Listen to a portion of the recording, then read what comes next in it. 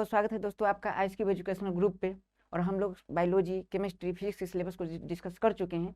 और जैसा कि मैं बता चुका हूँ कि बायोलॉजी के जितने भी पार्ट होते हैं उसमें सबसे पहला पार्ट हमारा पोषक तत्व, और उसी क्रम में हम लोग पोषक तत्व से रिलेटेड स्वयंपोषी, विषमपोषी एवं उसको अप्लाई करके जैव प्रक्रम को समझेंगे।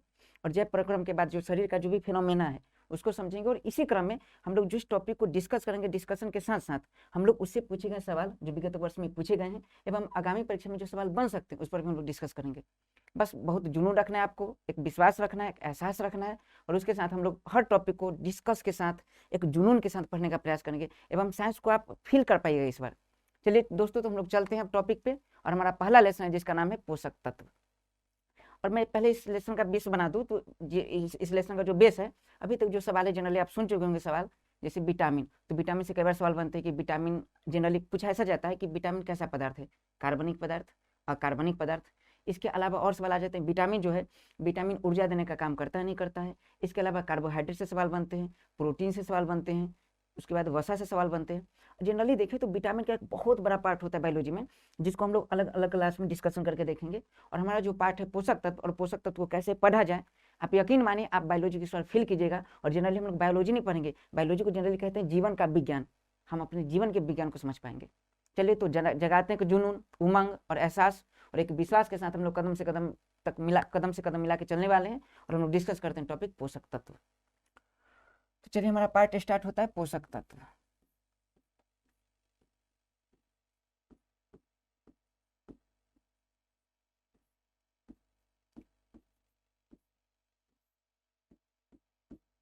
पोषक तत्व, अब समझते हैं पोषक तत्व है क्या। जनरली देखिए तत्व क्या होता है, तो तत्व का विज्ञान में कई परिभाषा है। जीवन में हम लोग कहते हैं समानता कि कुछ ऐसे तत्व हैं जैसे सामाजिक तत्व, असामाजिक तत्व, जो हमें प्रभावित करते हैं। तत्व सभी आयाम को तत्व कहा जाता है। वो भौतिक हो सकते हैं, सामाजिक हो सकते हैं, असामाजिक हो सकते हैं, वायुमंडलीय हो सकते हैं। तत्व का मतलब कि वैसा कोई कण, जनरली तत्व का संबंध पदार्थ से है, वैसा कोई कण जो किसी को प्रभावित करे, जो किसी को इफेक्ट करे, उसे तत्व कहा जाता है। तत्व का समानता हम यहाँ अर्थ समझेंगे पदार्थ से। पदार्थ किसे कहते हैं, तो पदार्थ समझने के लिए सिंपल वे में याद रख सकते हैं, जिसमें भार हो उसे पदार्थ कहते हैं। यहाँ इतना याद रखा जा सकता है। तो पोषक तत्व का क्या अर्थ हुआ, तो तत्व का मतलब पदार्थ। चलिए तो हम लोग यहाँ से डिस्कस कर सकते हैं कि पोषक तत्व का क्या मतलब है। तत्व का मतलब हुआ पदार्थ, और दूसरा क्या है, पोषक। अब पोषक समझते हैं, इसे अंग्रेजी में न्यूट्रिएंट कहा जाता है। तो पोषक जनरली देखिए गांव देहात में एक शब्द प्रयोग होता है कि हाँ उसको पाल पोष के बड़ा कर दिए। अब पाल पोष के देखिए, पाल मतलब होता है लाड़ प्यार, देखभाल करना, एक मतलब विश्वास का मिलन, एहसास का मिलन, लाड़ प्यार, ठीक है। लेकिन पाल पोष के बड़ा कर दिए। पोष मतलब क्या, तो पोष मतलब होता है पोषक तत्व प्रोवाइड करना, उसके शरीर में ऊर्जा देना, उसके शरीर में वृद्धि करवाना, उसको कहते हैं पोषक। नहीं कहते तुमको पोष पाल के बड़ा कर दिए। पोष मतलब पोषण। अब समझिए इस बात को, ये क्या हो गया पदार्थ। तत्व का मतलब क्या हो गया पदार्थ, और पोषक का मतलब क्या पोषना। पोषक का क्या मतलब हुआ, वैसा पदार्थ जो आपके शरीर को पोष दे। अब पोष मतलब क्या, तो पोष मतलब आपके शरीर में ऊर्जा दे, पोष मतलब आपके शरीर को वृद्धि करा दे, उसे कहते हैं पोषक तत्व। अब हम इसे समझते हैं कि ठीक है, मैं यहाँ लिख देता हूँ पोष, और पोष से हम क्या समझेंगे, तो इसको समझने का प्रयास करते हैं। देखिए पोष से हम समझेंगे, पोष में दो बातें होती है। एक जैव प्रक्रम, पोष में क्या होती है, जैव प्रक्रम। देखिए लिखता हूँ जैव प्रक्रम, जैव प्रक्रम, और दूसरा जैव संश्लेषण।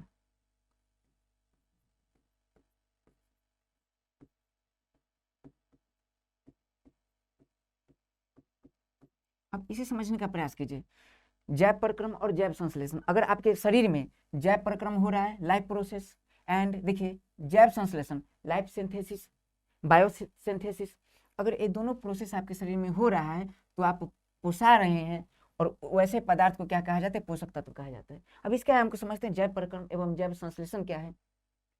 जैव प्रक्रम देखिए, एक जीवित शरीर जिस जिस प्रक्रम को करता है, जिस जिस क्रिया को करता है, उसे जैव प्रक्रम कहते हैं। जैसे मैं क्या कर रहा हूँ, तो मैं सबसे पहले देखिए भोजन ग्रहण करता हूँ, भोजन ग्रहण कर रहा हूँ, उसके बाद भोजन को पचाने के लिए श्वसन जरूरी है, तो भोजन ग्रहण कर रहा हूँ, इसे कहा जाता है पोषण, इसे कहा जाता है पोषण। तो भोजन ग्रहण कर रहा हूँ, इसे क्या कहते हैं, पोषण। तो जैव प्रक्रम में क्या क्या आयाम आएंगे, तो जैव प्रक्रम में सबसे पहला आ जाएगा पोषण। पोषण, अब समझिए मैं बार बार बताता हूँ कि अगर आप खाना खा लेते हैं, अगर आप अपना नाक बंद कर लेते हैं, मुंह बंद कर लेते हैं, आप सांस नहीं ले पाते हैं, श्वसन की क्रिया नहीं करते हैं, तो आपको ऊर्जा, जो भोजन आप ग्रहण किए वो आपको ऊर्जा नहीं दे पाएगी। क्योंकि ऊर्जा देने के लिए आप समझिए इस बात को, जैसे आपको मैं कागज दे दूँ और बोलूँ कि इससे आप ऊर्जा उत्पन्न कर दीजिए, कैसे कीजिएगा? तो आप कागज को जला दीजिए। जब तक आप ऑक्सीजन से अभिक्रिया नहीं कराते हैं तब तक ऊर्जा उत्पन्न नहीं होगी। ऊर्जा उत्पन्न करने के लिए किसी न किसी प्रकार की अभिक्रिया जरूरी है। उसी प्रकार से हम जो भोजन ग्रहण कर लेते हैं, वो भोजन जब तक ऑक्सीजन से अभिक्रिया नहीं करेगी, जब तक हम कार्बनिक पदार्थ को जलाते नहीं है, तब तक वो ऊर्जा उत्पन्न नहीं करती है। हमारा शरीर है, हमारे अंदर कार्बनिक पदार्थ के रूप में क्या है? ग्लूकोज। ग्लूकोज को अगर हम जलाएंगे तो वह ऊर्जा उत्पन्न करेगी। ग्लूकोज को जलाना जरूरी है। अब समझिए, तो ग्लूकोज को जलाएंगे कैसे? तो ग्लूकोज को जलाने के लिए, किसी पदार्थ को जलाने के लिए ऑक्सीजन चाहिए, और जो ऑक्सीजन चाहिए तो ऑक्सीजन लेके हम ग्लूकोज को जला पाते हैं, इसे ही कहते हैं श्वसन। और वही श्वसन के दौरान हमें हमारे शरीर में एटीपी के रूप में ऊर्जा मुक्त होती है। तो पहला पाठ है जय प्रक्रम का क्या है? पोषण। और पोषण जो किए हम, जो भोजन ग्रहण किए, ये पोषण है, और वह भोजन ऑक्सीजन से अभिक्रिया करके ऊर्जा को उत्पादन करेगी, इसे कहा जाता है श्वसन। तो दूसरा जय प्रक्रम क्या हो गया? श्वसन। इसे कहते हैं रेस्पायरेशन। इसके बाद अगर देखें तो श्वसन, जब भोजन प्रॉपरली, देखिए ऊर्जा उत्पादन हो गया। अब कुछ ऐसे पदार्थ हम अंदर ग्रहण कर लिए जो हमारे शरीर में डाइजेस्ट नहीं हो पाया, तो उस पदार्थ को हम निकालते हैं। तो उस पदार्थ को निकालते हैं, उसमें जो उस प्रोसेस को कहा जाता है उत्सर्जन। उस प्रोसेस को, उसमें जो अंग सहायक होता है उसे कहते हैं उत्सर्जन तंत्र। तो समझिए पोषण, दूसरा श्वसन, उसके बाद क्या हो गया? उत्सर्जन।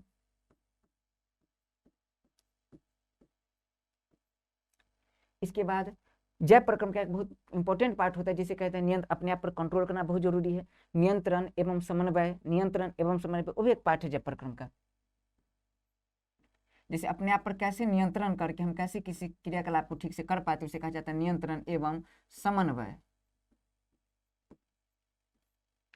इसके बाद अगर देखें जनन,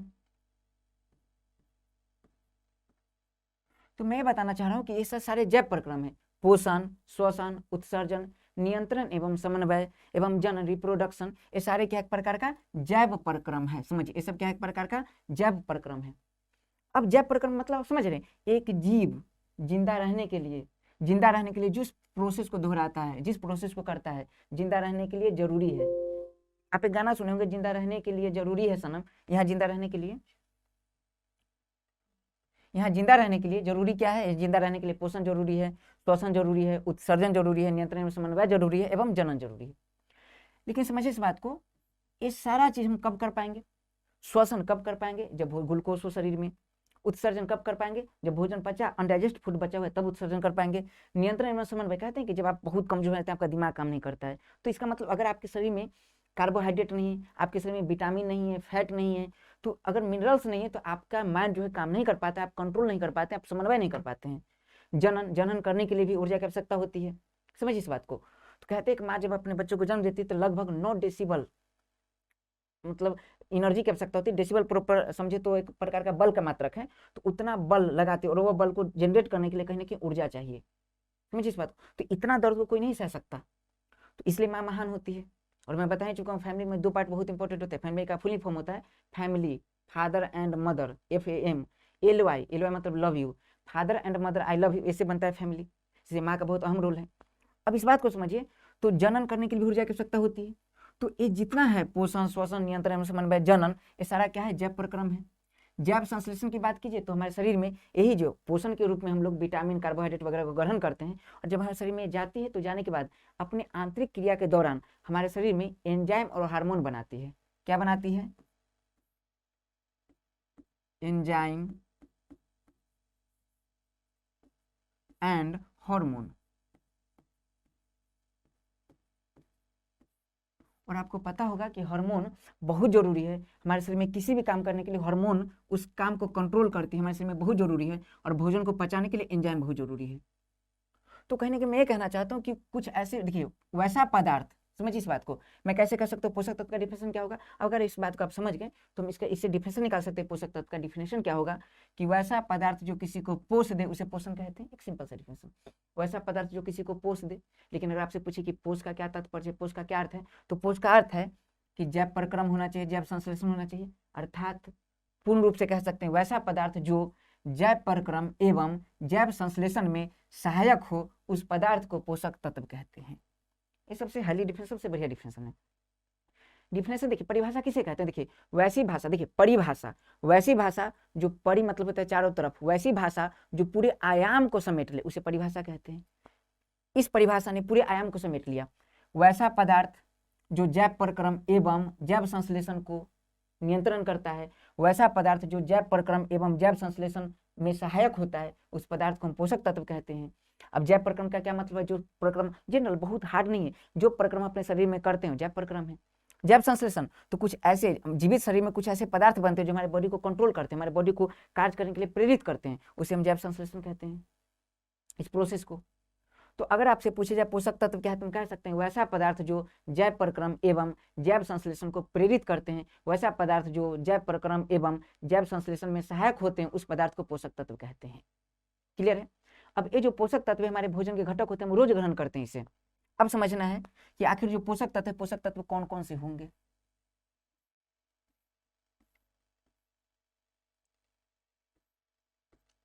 अब पोषक तत्व कौन कौन से होंगे इसको समझने के लिए जनरली हम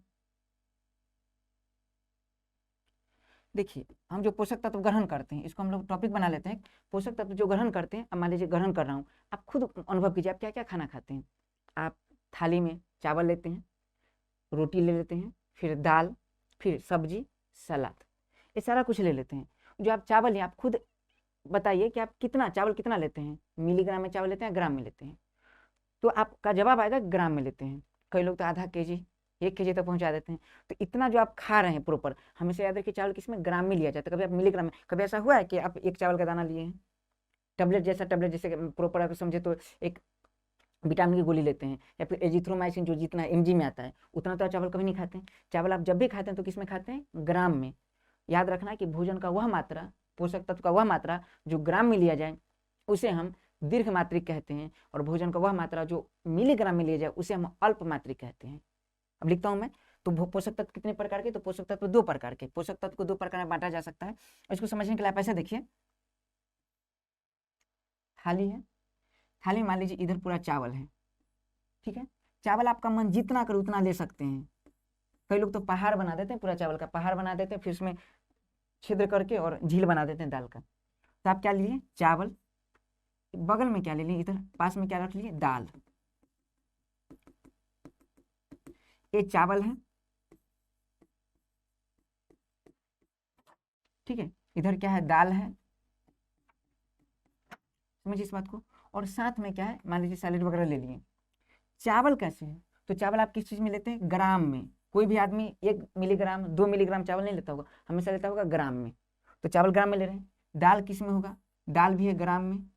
तो मैंने क्या बताया, जो आप ज्यादा मात्रा में लेते हैं, देखिए ज्यादा मात्रा में, ज्यादा को दीर्घ कहते हैं, तो ये हो जाएगा दीर्घ मात्रिक। तो पोषक तत्व 2 प्रकार के, एक हो जाएगा दीर्घ मात्रिक, दीर्घ मात्रिक, इसे अंग्रेजी में कहा जाता है मैक्रो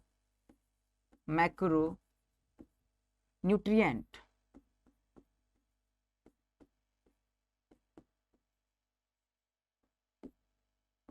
दीर्घ मात्रिक को क्या कहते हैं, मैक्रो न्यूट्रिएंट। आगे देखिए, अगर एक होता है अल्प मात्रिक, अल्प मात्रिक। देखिए बस याद रखना है, एम अगर ए हो तो दीर्घ मात्रिक, MICRO माइक्रो न्यूट्रिएंट।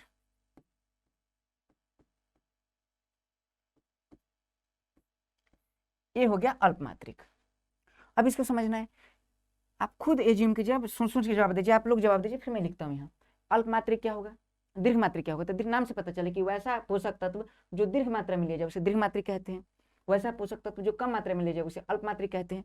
अब दीर्घ मात्रा में क्या है, तो दीर्घ मात्रिक में है, सबसे पहले हम ग्रहण करते हैं, क्या क्या भोजन में ग्रहण करते हैं, तो पोषक तत्व कौन कौन से सोच लीजिए। हम लोग भोजन में क्या क्या ग्रहण करते हैं, तो हम लोग भोजन में ग्रहण करते हैं, एक कार्बोहाइड्रेट, याद रखना क्या ग्रहण करते हैं, कार्बोहाइड्रेट। दूसरा क्या ग्रहण करते हैं, प्रोटीन। तीसरा क्या क्या ग्रहण करते हैं, वसा। उसके बाद फिर क्या ग्रहण करते हैं, कार्बोहाइड्रेट, प्रोटीन, वसा। उसके बाद विटामिन। कार्बोहाइड्रेट, प्रोटीन, वसा, विटामिन, और देख लीजिए जल, और देख लीजिए खनिज लवण। अब देखिए बहुत आसान है चीजें। अब हम लोग यहाँ से टॉपिक निकालते हैं कि कहाँ क्या क्या होगा। कई बार सवाल पूछ लिया जाता है एग्जाम में कि कौन दीर्घ मात्रिक है, कौन अल्प मात्रिक है। आप खुद सोचिए, हमने क्या कहा, दीर्घ मात्रिक कौन होंगे, तो दीर्घ मात्रिक कौन होगा, जो हम किस में ले, ग्राम में ले। बस यहीं से सारा आंसर निकल जाएगा, जो किस में ले, ग्राम में, वो क्या है, दीर्घ मात्रिक। अगर आपसे पूछे अल्प मात्रिक क्या है, तो अल्प मात्रिक जो किस में लेंगे हम, तो ये लेंगे हम मिलीग्राम में, वो क्या होगा, अल्प मात्रिक। अब यहाँ से चीजें अप्लाई करते हैं। मैं पूछ रहा हूँ आपसे, कार्बोहाइड्रेट में एग्जांपल देता हूँ, कार्बोहाइड्रेट जैसे ही बोलो कार्बोहाइड्रेट आपके माइंड में चलना चाहिए, चावल, रोटी, मक्के की रोटी, बाजरे की रोटी, ऐसे कुछ, चावल। अच्छा, बीपीएससी में सवाल पूछा जा चुका है कि सबसे ज्यादा कार्बोहाइड्रेट किस में है, तो आप चावल याद रखिएगा, ठीक है। चावल में कार्बोहाइड्रेट बहुत अधिक होते हैं और बहुत जल्दी एनर्जी देती है, इसलिए हम लोग प्रॉपरली जब क्रिकेट वगैरह खेलते हैं, बचपन में खेलते थे, तो हम लोग जल्दी आते थे और चावल जल्दी खाते थे। चावल जल्दी खाते हैं, चावल जल्दी डाइजेस्ट होता है, फिर जल्दी एनर्जी देती है। तो बीपीएससी में सवाल आ चुका है कि सबसे अधिक कार्बोहाइड्रेट की मात्रा होती है, आंसर चावल। और जनरली आप सोच लीजिए, अगर आपको ना समझ में आ ज़्यादा, तो आप जो खाते हैं सामान्यतः वह मीठा लगे, तो मीठा पदार्थ सामान्यतः कार्बोहाइड्रेट होता है, याद रखना चीज़ें। सामान्यतः मैं वर्ड यूज कर रहा हूँ, सामान्यतः, समझिए इस बात को। तो कार्बोहाइड्रेट कुछ अच्छा याद रखना है, जो मीठा होंगे वो कार्बोहाइड्रेट होगा, लेकिन जो कार्बोहाइड्रेट होगा सभी मीठा हो जरूरी नहीं है। जैसे मैं बात करूँ सेलुलोज, पॉलीसेकेराइड, जब मैं अभी पढ़ाऊंगा कार्बोहाइड्रेट के प्रकार में पॉलीसेकेराइड, सारे पॉलीसेकेराइड मीठे नहीं होते हैं। तो यहाँ समझना मुझे, मैं क्या एग्जांपल दे रहा हूँ, चावल। तो चावल जैसे मैं बोलूंगा चावल, तो चावल के समय आपके माइंड में चलना चाहिए, अच्छा कार्बोहाइड्रेट की बात कर रहे हैं, कार्बोहाइड्रेट। तो अब बताइए चावल आप कैसे लेते हैं, मिलीग्राम में, मतलब 1 चम्मच चावल लेते हैं कि पूरा 1 थाली भर के चावल लेते हैं, भर के लेते होंगे, तो वो ग्राम में हो गया, और ग्राम में हो गया क्या होगा, दीर्घ मात्रिक। और चावल क्या है, कार्बोहाइड्रेट है, तो कार्बोहाइड्रेट आप कैसे लेते हैं, दीर्घ मात्रिक रूप में। तो दीर्घ मात्रिक का एग्जाम्पल हो जाएगा, पहला क्या हो जाएगा, कार्बोहाइड्रेट।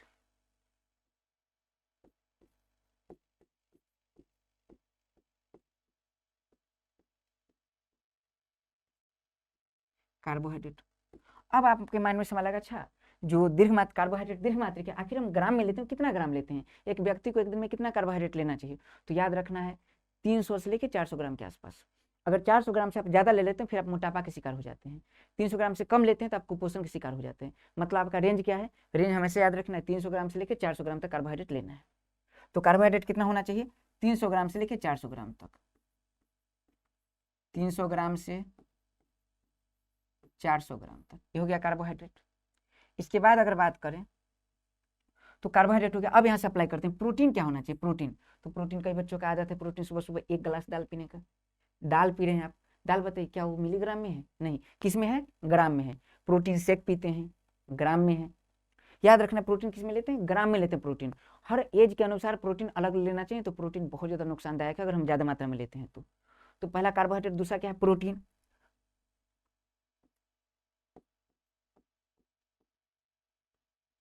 तो प्रोटीन की अगर बात करें, तो प्रोटीन कितना कितना लिया जाए, तो मैं बता रहा हूँ कि प्रोटीन एज पे डिपेंड करता है। प्रोटीन किस पे डिपेंड करता है, एज पे।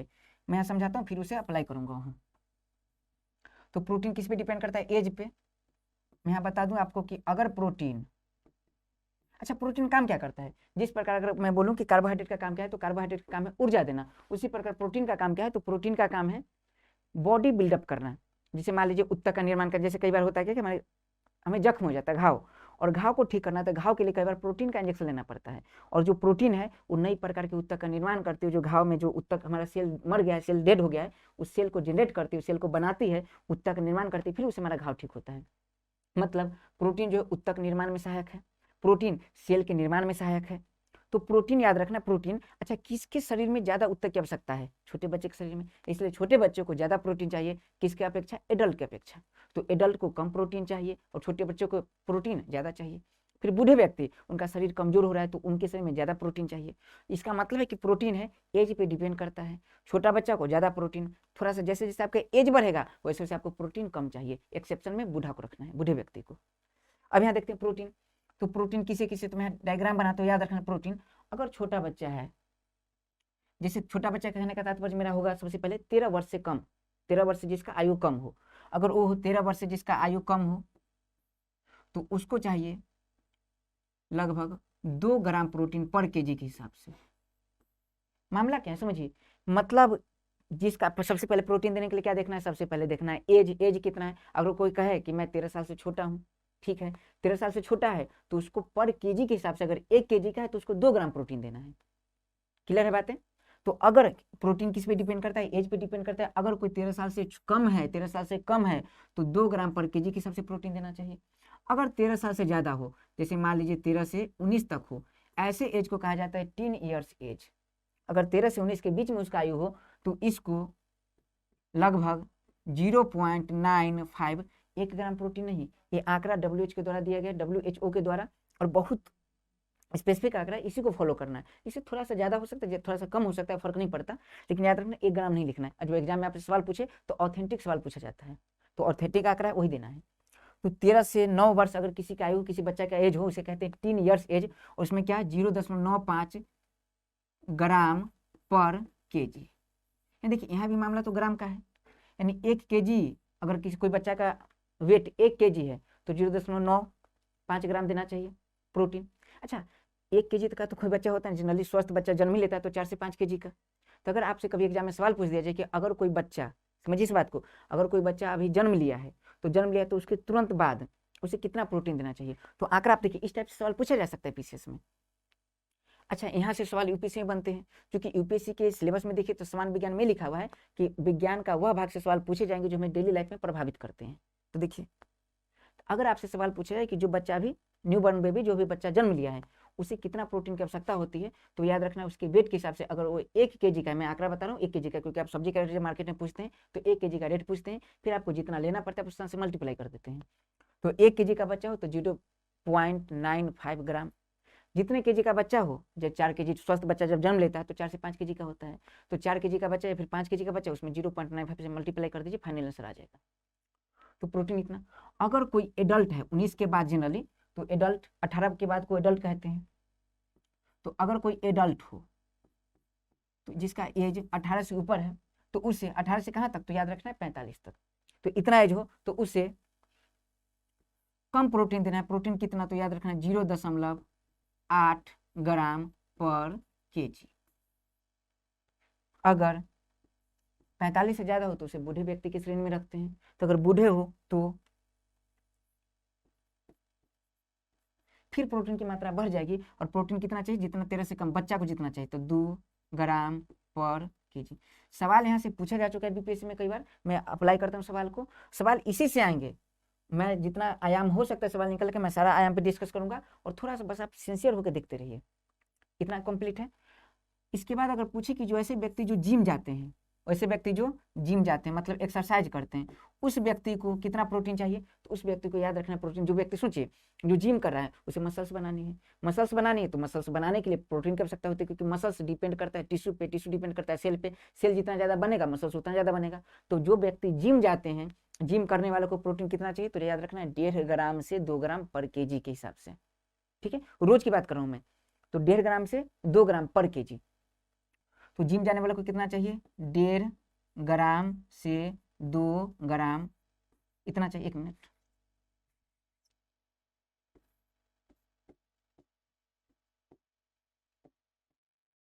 जिम वाले को कितना चाहिए, 1.5 1.5 से 2 ग्राम पर केजी के हिसाब से। अगर आपसे पूछे कि प्रोटीन देने का आधार क्या है, तो प्रोटीन देने का आधार पहला वेट है, पर केजी के हिसाब से वेट है, और दूसरा एज है, यानी प्रोटीन देने के लिए एज और वेट दोनों मायने रखता है। चीजें ठीक है। लेकिन अगर आपसे एक बार सवाल बीपीएससी में सवाल पूछ लिया गया, ये सवाल रिपीट किया गया यूपीपीसीएस में, कि एक प्रेग्नेंट लेडी को कितना प्रोटीन चाहिए, आप देख लीजिए जितने भी हैं इसमें सबसे ज़्यादा प्रोटीन चाहिए प्रेग्नेंट लेडी को। क्यों, समझिए इस बात को, क्यों, क्योंकि उनके शरीर में एक बच्चा है, और बच्चा के भी सेल का निर्माण करना है, और उनके सेल का भी निर्माण करना है, उनके बॉडी को भी मॉडिफाइड करना है, बच्चा के बॉडी को भी मॉडिफाइड करना है। तो ऐसे में प्रोटीन की मात्रा ज़्यादा चाहिए, और याद रखना है कि प्रेग्नेंट लेडी को 45 से लेकर 75 ग्राम तक प्रोटीन चाहिए। लेकिन जब यूपीपीएससी से सवाल पूछा गया तो याद रखना ऑप्शन दिया गया था 55 ग्राम से लेकर 75 ग्राम तक। बीपीएससी में सवाल पूछा गया तो उसमें ऑप्शन था 55 से लेकर 70 ग्राम तक। तो इसमें आपको याद रखना है, मतलब आप ओवरऑल याद कर लीजिए 50 ग्राम से लेकर के 70 ग्राम तक इतने प्रोटीन चाहिए पर केजी के हिसाब से। इसीलिए जब डॉक्टर के पास, जब प्रेग्नेंट लेडी जब डॉक्टर के पास जाते हैं तो डॉक्टर हमेशा उन्हें प्रोटीन लेने के लिए हमेशा प्रोवाइड करते हैं, मतलब प्रोटीन लेने के लिए हमेशा गाइडेंस करते हैं। तो प्रोटीन बहुत जरूरी है। प्रोटीन क्यों जरूरी है, मैं समझा चुका हूँ कि प्रोटीन इसलिए जरूरी क्योंकि सेल का निर्माण ज़्यादा करता है। अगर आपसे पूछे कि प्रोटीन का मेन काम क्या है, ऊर्जा देना, या प्रोटीन का मेन काम है सेल को मॉडिफाइड करना, सेल को बनाना, तो सेल को बनाना प्रोटीन का मेन काम है, ऊर्जा देना सेकेंडरी काम है। प्रोटीन ऊर्जा भी देती है, इस बात को देखेंगे। लेकिन अगर आपसे पूछे कि प्राइमरी काम, कार्बोहाइड्रेट का प्राइमरी काम क्या है, तो कार्बोहाइड्रेट का प्राइमरी काम है ऊर्जा देना। प्रोटीन का प्राइमरी काम क्या है, प्राथमिक काम क्या है, तो प्रोटीन का प्राथमिक काम है सेल को जनरेट करना, सेल को बनाना, ऊतक को बनाना। तो मैं जो आयाम अभी सेट किया हूँ, इस आयाम को इधर रखता हूँ। तो क्या क्या बातें फिर से देख लीजिए। प्रोटीन जो है, प्रोटीन किस पे डिपेंड करता है, प्रोटीन डिपेंड करता है एज पे, प्रोटीन डिपेंड करता है वेट पे। अब फिर से अप्लाई करता हूँ, तो प्रोटीन कैसे चाहिए, तो प्रोटीन किस पे डिपेंड करता है, एज पे, और प्रोटीन किस पे डिपेंड करता है, वेट पे, पर केजी के हिसाब से। अगर आपसे पूछूं कि छोटा बच्चा हो जिसका आयु 13 साल से कम हो, उसे कितना प्रोटीन चाहिए, तो देख चुके आप 2 ग्राम पर केजी के हिसाब से। तो यहाँ से सवाल आ जाता है कि अगर एक बार सवाल पूछा गया है, मैं सवाल बोल देता हूँ कि एक 60 केजी के व्यक्ति जो प्रतिदिन कसरत करते हैं और उन्हें प्रतिदिन कितना प्रोटीन चाहिए। तो देखिए 60 केजी यहाँ से बना सकता हूँ, 60 केजी का व्यक्ति है, वो रोज कसरत करते हैं, तो जिम वाले को कितना प्रोटीन चाहिए, 1.5 से लेकर 2 ग्राम तक। बड़ा आसान है, 60 में 1.5 से 2 से गुना कर दीजिए, जो आंसर आएगा फाइनल वही आंसर होगा।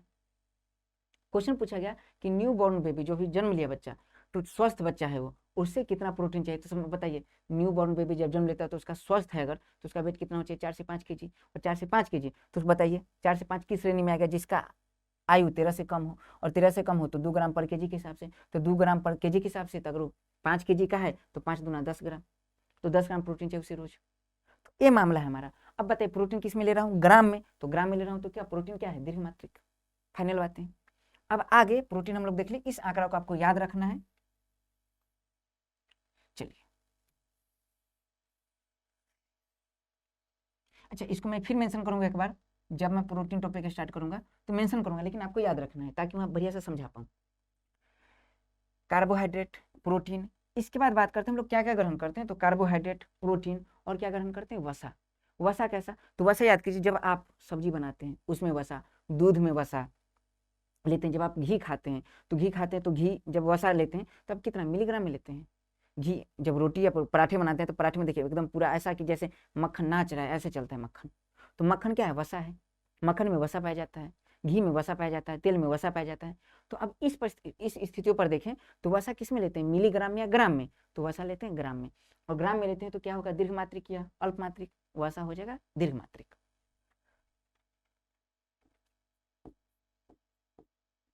वसा को सामान्यतः फैट नाम से जानते हैं और इसे लिपिड भी कहा जाता है, इसे लिपिड कहते हैं। अब समझिए, जब बीपीएससी का सवाल पूछा तो बीपीएससी ग्लिसराइड लिख दिया, मामला वही है। अगर ग्लिसराइड भी आपके ऑप्शन में मिले ग्लिसराइड, तो ग्लिसराइड वसा का ही रूप है। मैं फिलहाल यहाँ लिख देता हूँ।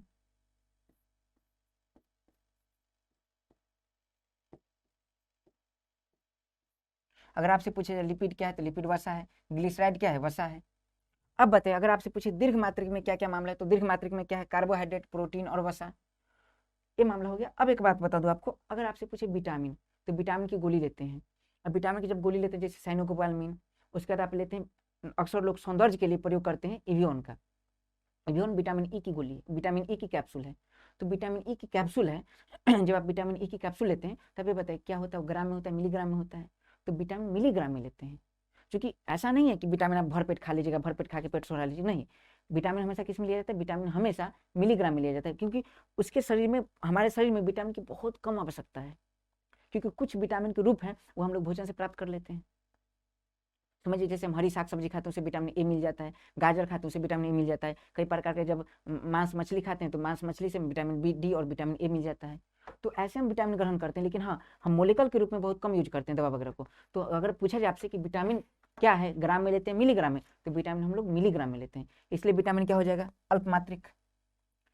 mg का मतलब मिलीग्राम है, तो यहाँ क्या हो जाएगा, विटामिन।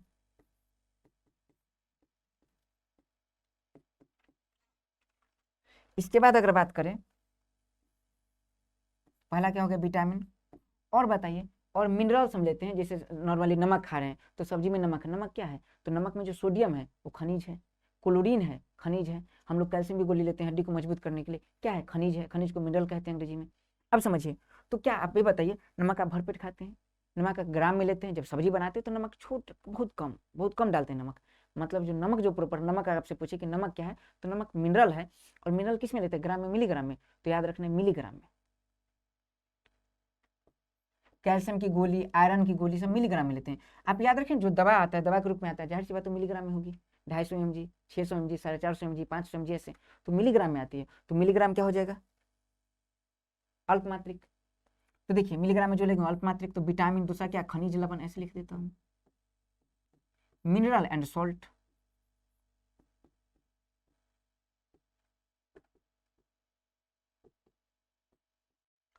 तो मामला ये है। अब अगर आपसे पूछा है कि पोषक तत्व के प्रकार, तो पोषक तत्व के दो प्रकार, एक दीर्घ मात्रिक, वैसा पोषक तत्व जो हम अधिक मात्रा में लेते हैं दीर्घ मात्रिक है, वैसा पोषक तत्व जो हम कम मात्रा में लेते हैं वो अल्प मात्रिक है। कार्बोहाइड्रेट 300 ग्राम से लेकर 400 ग्राम तक लिया जाता है। प्रोटीन एज और केजी पर डिपेंड करता है, एज और वेट पर डिपेंड करता है प्रोटीन। वसा की बात करें तो वसा को फैट, लिपिड और ग्लिसराइड के नाम से जाना जाता है। वसा कितना लेना पड़ता है? तो एक दिन में याद रखना है 80 ग्राम।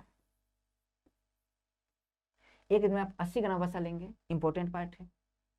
अब अगर यहाँ से सवाल पूछा जाए, अच्छा विटामिन खनिज, लेकिन कुछ बातें ऐसी है, मैं अगर बता दूं विटामिन, तो विटामिन कितने हैं? तो विटामिन ए, डी, ई, के, ये चारों विटामिन है, याद रखने, वसा में घुलनशील है। विटामिन बी और विटामिन सी जल में घुलनशील है। लेकिन अगर इन बातों में अगर पूछा जाए आपसे, समझने वाली बात है कि कौन ऐसा विटामिन है जो अधिक मात्रा में लिया जाए, तो अभी तुरंत कोरोना का टाइम चला था, तो कोरोना में डॉक्टर हमेशा एक दवा लिखते थे, लिमसी। लिमसी जो है वो विटामिन सी के नाम से जाना जाता है, विटामिन सी को लिमसी के नाम से जाना जाता है। और लिमसी आप अधिक मात्रा में ले सकते हैं, बाकी सारे विटामिन को आपको मिलीग्राम में लेना पड़ेगा। लिमसी आप जितना ले सकते हैं, क्योंकि लिमसी जो है हमारे शरीर के प्रतिरोधक क्षमता को बढ़ाती है। अब हमारे शरीर की प्रतिरोधक क्षमता को बढ़ा रही है लिमसी, तो प्रतिरोधक क्षमता को बढ़ा रही है, तो एक दिन में याद रखना लिमसी 1.5 ग्राम 2 ग्राम लिया जा सकता है, तो ग्राम में आ गया। तो अगर पूछे कि विटामिन, ठीक है विटामिन क्या है? अल्प मात्रिक है, लेकिन कौन सा ऐसा विटामिन है जो दीर्घ मात्रिक हो जाएगा? तो सारे विटामिन, विटामिन सी को छोड़ के सारे विटामिन अल्प मात्रिक है, लेकिन विटामिन सी दीर्घ मात्रिक है। तो आपको बता दूं कि दीर्घ मात्रिक में कौन सा विटामिन हो जाएगा, तो दीर्घ मात्रिक में लिख देता हूं विटामिन सी।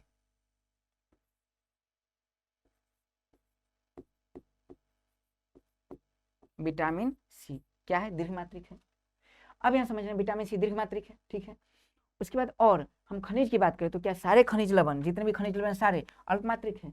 तो उन्हें याद रखना है कुछ खनिज लवण दीर्घ मात्रिक आएंगे। जितना हम लोग पहले एक बार देख लेते हैं, फिर रिवाइज करते हैं। दीर्घ मात्रिक में कौन? कार्बोहाइड्रेट, प्रोटीन और वसा दीर्घ मात्रिक है। विटामिन और मिनरल अल्पमात्रिक है। कौन सा विटामिन है जो दीर्घ मात्रिक है? तो विटामिन सी, ठीक है। कैसे कैसे काम करते हैं हम लोग विटामिन पढ़ेंगे तो बहुत डिटेल से देखेंगे, बस बने रहिए साथ, भरोसा रखिए, हम लोग बहुत बेहतरीन करेंगे साइंस में। इसके बाद बात करें, क्या सभी मिनरल अल्पमात्रिक है? सभी खनिज लवण अल्पमात्रिक है? तो नहीं, कुछ ऐसे मिनरल हैं जो हम अधिक मात्रा में ले लेते हैं। जब हमारा पैर फ्रैक्चर कर जाता है उसमें डॉक्टर कैल्शियम गोली अधिक मात्रा ग्राम में देता है। तो समझिए इस बात को, जैसे सुबह 500 ग्राम, शाम में 500 ग्राम, तो एक दिन में हम प्रॉपरली कितना 1000 ग्राम खा लिए उसी को, सॉरी सुबह 500 mg और शाम 500 mg, समझिए तो ग्राम में हो गया। अब इस मामला को समझते 500 mg प्लस 500 mg बराबर 1000 mg बराबर 1 ग्राम, तो ग्राम में ले लेते हैं। तो कैल्शियम गोली हम ग्राम में लेते हैं, फास्फोरस हम लोग ग्राम में लेते हैं, समझिए इस बात को, कैल्शियम ग्राम में लेते हैं, फास्फोरस ग्राम में लेते हैं। उसके बाद बात करें सोडियम, नमक तो कई आदमी का आदत है नमक चाटने का, ठीक है। नमक, तो नमक हम लोग ग्राम में ले लेते हैं। बताइए नमक में क्या क्या है? Na, उसके बाद Cl, तो Na ग्राम में, Cl ग्राम में, कैल्शियम ग्राम में, फास्फोरस ग्राम में। उसके बाद अगर बात करें तो क्लोरीन, क्लोरीन तो हो चुका है ग्राम में, पोटेशियम ग्राम में। तो ये सब जितने ग्राम में आते हैं, तो जो ग्राम में आते हैं वो ग्राम में आज दीर्घ मात्रिक होगा। तो मैं इसका एक ट्रिक बताता हूँ जो आप एग्जाम में कंफ्यूज ना करें। जो मैं 5 ये बताऊंगा मिनरल जो दीर्घ मात्रिक में आएंगे, इसके अलावा जो भी बचेंगे सब अल्प मात्रिक में होगा। तो देखना है कि देखिए पीके मूवी देखें आप लोग, पीके, तो सबसे पहले लिख लीजिए पीके। और पीके जब आ जाते हैं दूसरे गोला पे आ जाते हैं तो कहते हैं ये कौन फिरकी ले रहा है, फिरकी। तो फिरकी जब बोलते हैं तो देखिएगा ऐसा लगेगा जैसे कुछ खा रहे हैं, जैसे चूना खा रहे हैं, ऐसा देख लीजिए। तो पीके के साथ सेट कर लीजिए चूना। बोलते हैं ना कि इसका मतलब हुआ कि हमारे गोला पर, देखिए तो ऐसा जब बोलते तो क्या हुआ, चूना, चूना जैसा लग रहा है। और चूना मान लीजिए चूना करवा लगता है, तो मान लीजिए कि पीके जब चूना खा रहे थे तो नमक मिला दिए। नमक का सूत्र क्या है? NaCl। सवाल बहुत बड़ा एग्जाम में आ चुका है, अगर इस ट्रिक को याद रखते हैं तो। अगर आपसे पूछे, अक्सर लोग मान के चलते हैं, आप देख लीजिए बुक वगैरह में कई जगह इस बात का मेंशन नहीं है, तो आप याद रख सकते हैं। अगर आपसे पूछे कि जितने खनिज लवण खाते हैं, खनिज लवण क्या है? तो खनिज लवण अल्प मात्रिक है, लेकिन 5 ऐसे हैं पीके, चूना NaCl। ऐसे सोचिएगा ना कि पी के जो चूना खाते हैं उसमें नमक मिला के खाते हैं, तभी उनका आवाज ऐसा है। दूसरे गोला का दूसरा आवाज है, पी के नमक के साथ क्या मिलाते हैं? चूना मिलाते हैं। तो चूना के साथ क्या मिलाते हैं? नमक मिलाते हैं। तो देख लीजिए पी के, तो पी से क्या हो गया? फास्फोरस। के से क्या हो गया? पोटेशियम। पी से फास्फोरस, के से पोटेशियम। और चूना किससे बनाता है? चूना बनाता है कैल्शियम से। तो चूना का मतलब कैल्शियम। Na की बात करें तो Na मतलब सोडियम और Cl मतलब क्लोरीन। कितने खनिज है? 5 ऐसे खनिज है जो अल्प मात्रिक में न जाके दीर्घ मात्रिक में आएंगे। इसको हम अधिक मात्रा में ले सकते हैं। कैल्शियम अधिक मात्रा में लेते हैं, नमक हम अधिक मात्रा में खाते हैं, पोटासियम अधिक मात्रा में लेते हैं, फास्फोरस को भी हम अधिक मात्रा में लेते हैं क्योंकि फास्फोरस हमारे हड्डी का विकास करता है। क्लियर है? तो ये ऐसे खनिज हैं जो हम अधिक मात्रा में लेते हैं, इसीलिए खनिज जो खनिज है 5 ऐसे खनिज है जो दीर्घ मात्रिक में आएगा। नाम बताइए क्या? तो याद रखना है पी के, उसके बाद चूना में क्या है? कैल्शियम, फास्फोरस, पोटेशियम, कैल्शियम, उसके बाद क्या याद रखना है? सोडियम, उसके बाद याद रखना है क्लोरीन। लिख लीजिए phosphorus, potassium, calcium, sodium, chlorine. UPSC यहाँ से कई बार सवाल उठा चुका है जो खनिज है इससे। तो चलिए ये हमारा जो पार्ट है वो हमारा पार्ट हो गया दीर्घ मात्रिक और अल्प मात्रिक का। अब हम इसमें से एक एक पॉइंट उठा के, कार्बोहाइड्रेट उठा के, फिर एक पार्ट में कार्बोहाइड्रेट देखेंगे बढ़िया से, फिर प्रोटीन देखेंगे, फिर वसा देखेंगे, और इससे जितने भी सवाल पूछे गए हैं उस सवाल पर भी डिस्कस करेंगे। जो सवाल आ सकते हैं उस पर भी डिस्कस करेंगे।